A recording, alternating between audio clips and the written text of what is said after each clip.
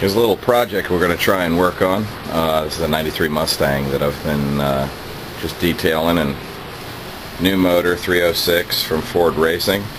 Just been dressing it up a little bit with the GT40 Explorer intake, painted it up, painted the cold air intake, kind of customized it up, got away from some of the silver, polished.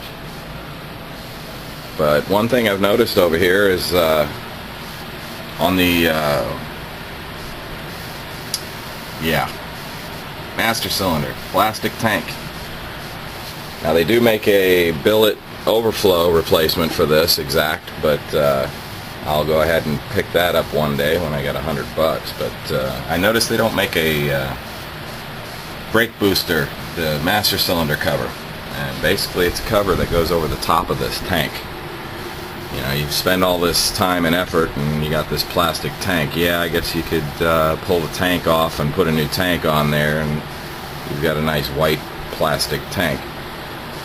On the newer Mustangs they create a billet cover that goes over the top of it, and they don't seem to make it for the Fox body for some reason. I've called around, they said they're not going to at this time. So we're going to do a little project today. Let me show you the car. A little dirty, we had a tropical storm come through, but this is basically what we're going to create the cover for.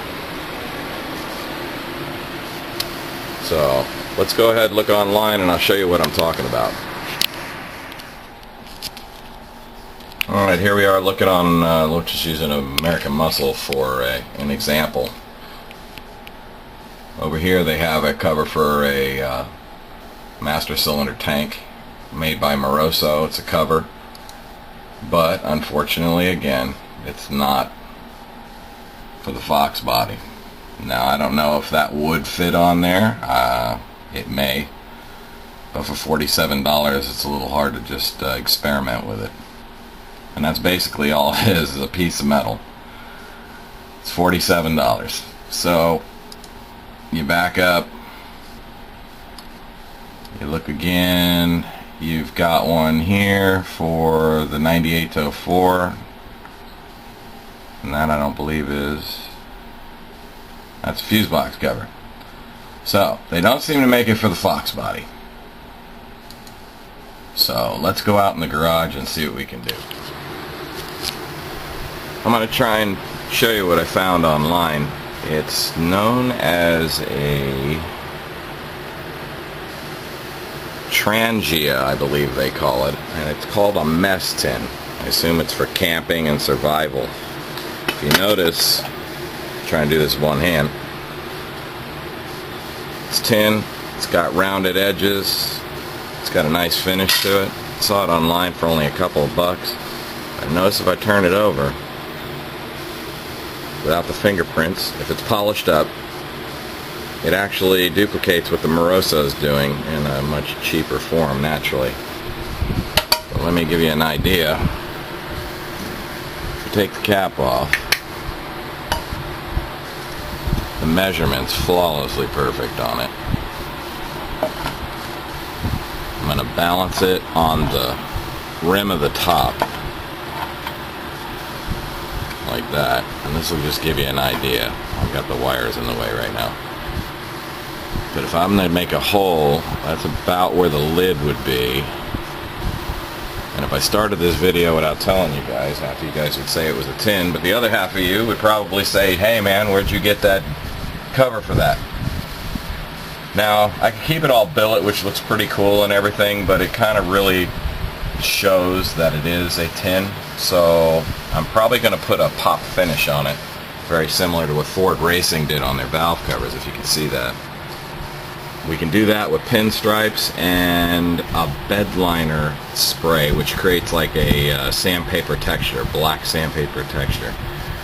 So I'm going to mark that off, get a hole in it, fit it on there, and then what you can do to mount it,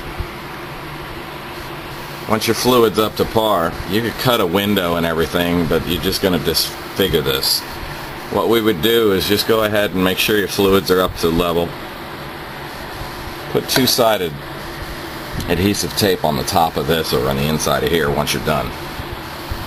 Plant it straight, and put it on there. It'll be removable at any time you need to get it off of there, but it'll be strong enough to hold it in place.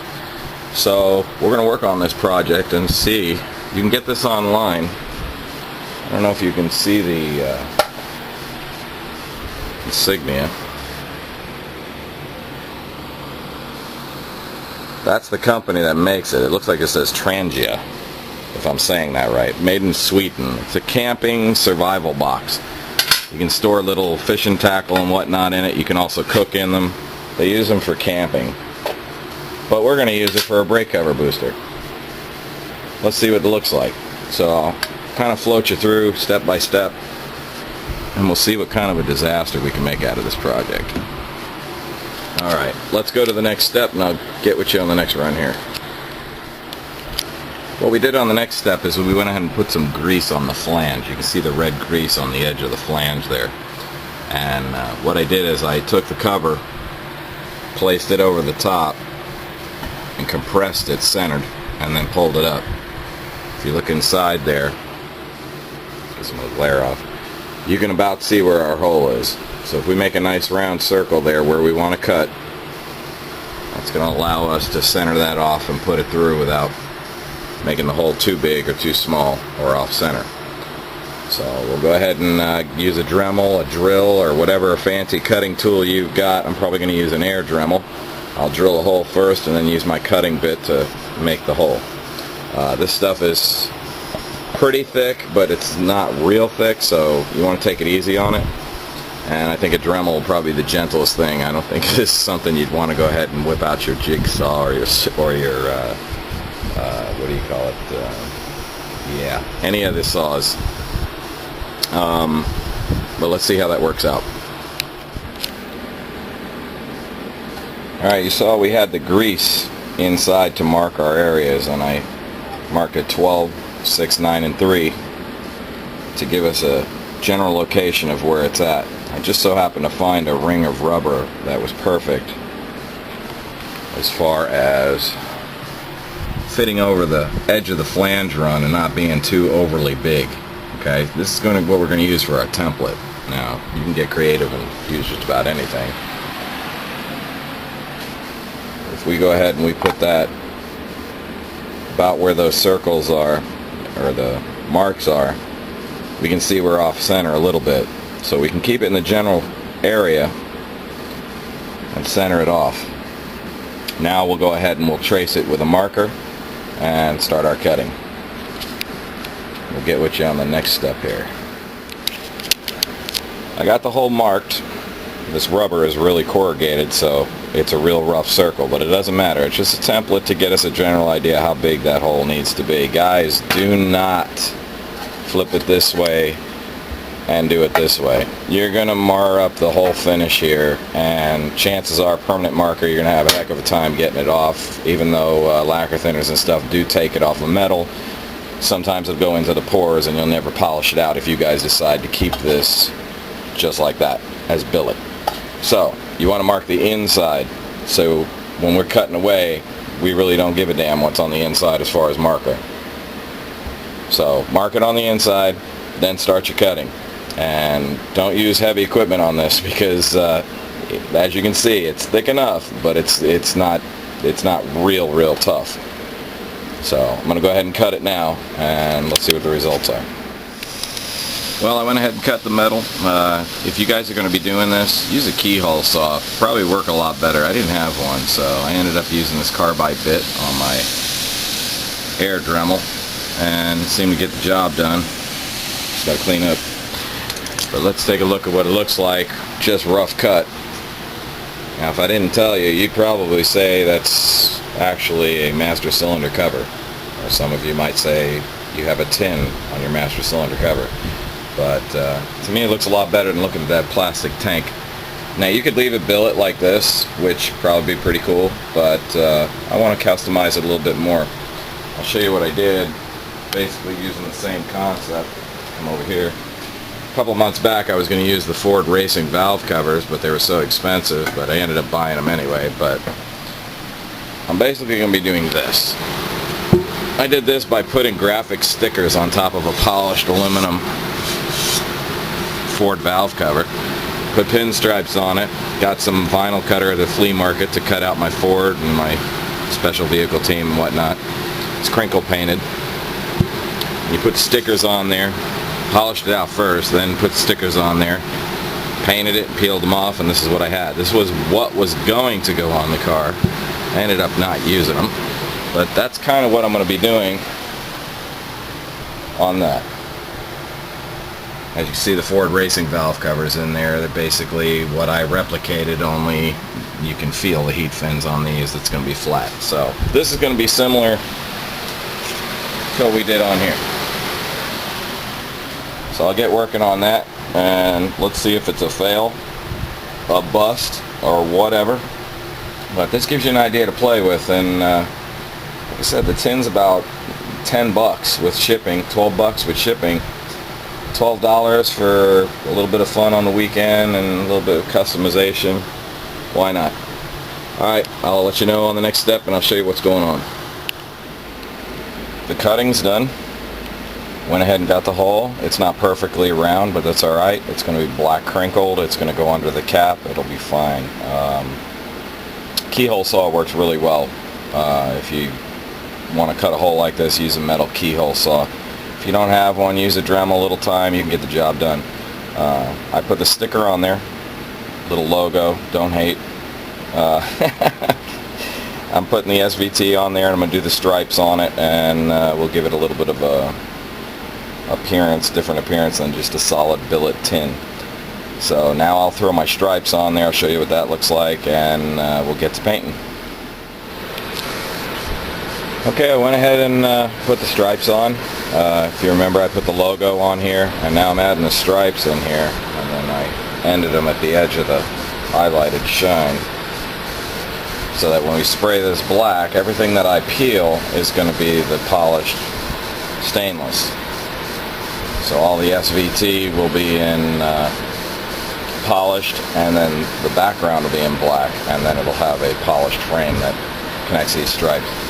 I was going to stripe the whole thing, but I thought it was just a little bit too much.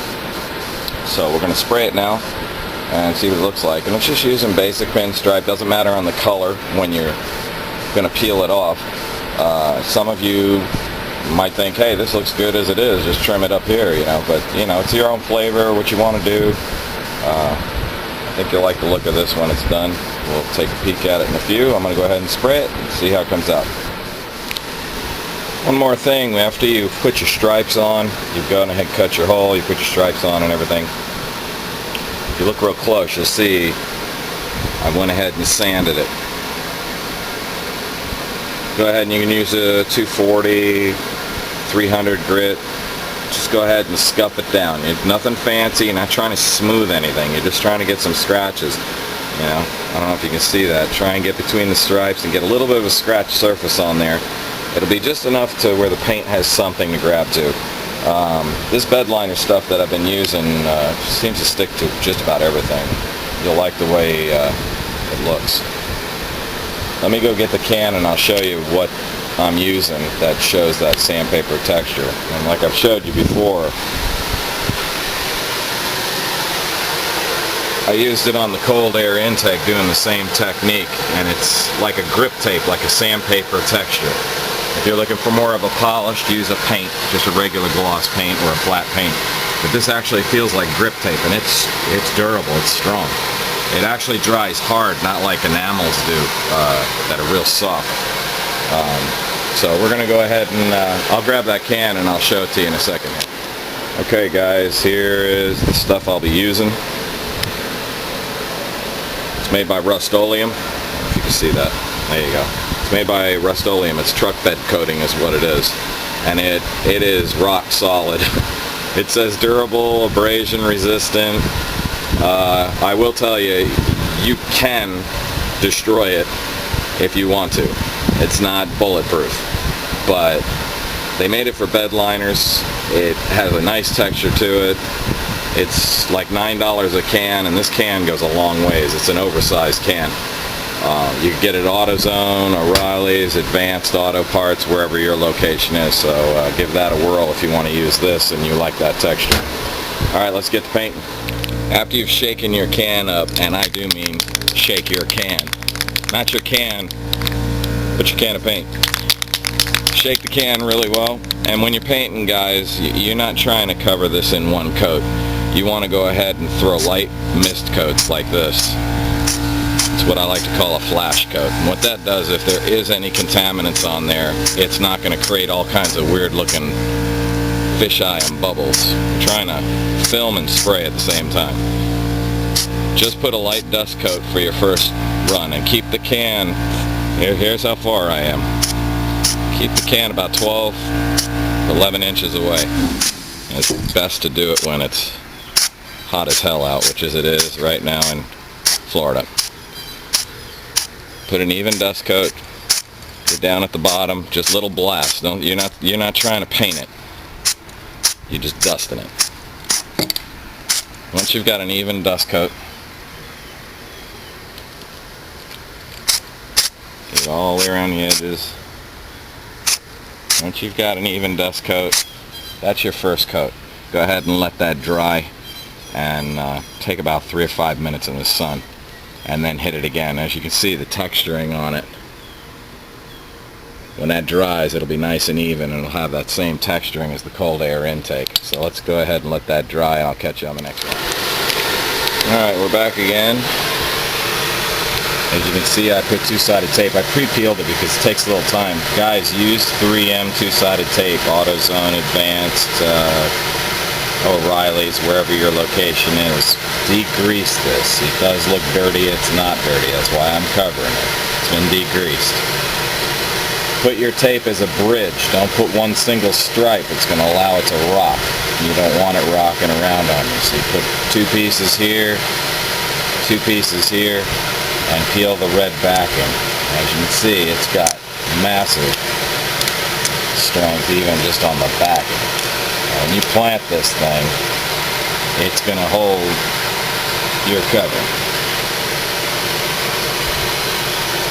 Take your cover, put it over the top, balance it down,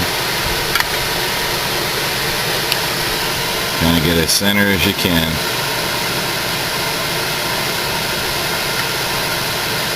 Don't worry about the edge lip because that's going to be hidden by the cap.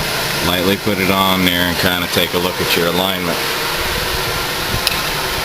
That doesn't look too bad. Go ahead and apply a little pressure. And the heat of the engine with that two-sided tape, I hate to say it, but it's going to be a little tough getting it off each time, but not impossible. And take your fancy cap, line it up, lock it, and there's our finished result. Not too bad for a couple dollar tin. And people will ask you where you got it. Yeah, they'll probably make them pretty soon, but they haven't made them yet. So this is a one-of-a-kind. You can put any logo on it, any name, whatever you want to put on yours. I just so happen to use Special Vehicle Team, or SVT for Special Vehicle Team, and there it is. So knock yourselves out. Good luck on it, and if you have any questions, post up. We'll talk on you later, and happy motoring, bud.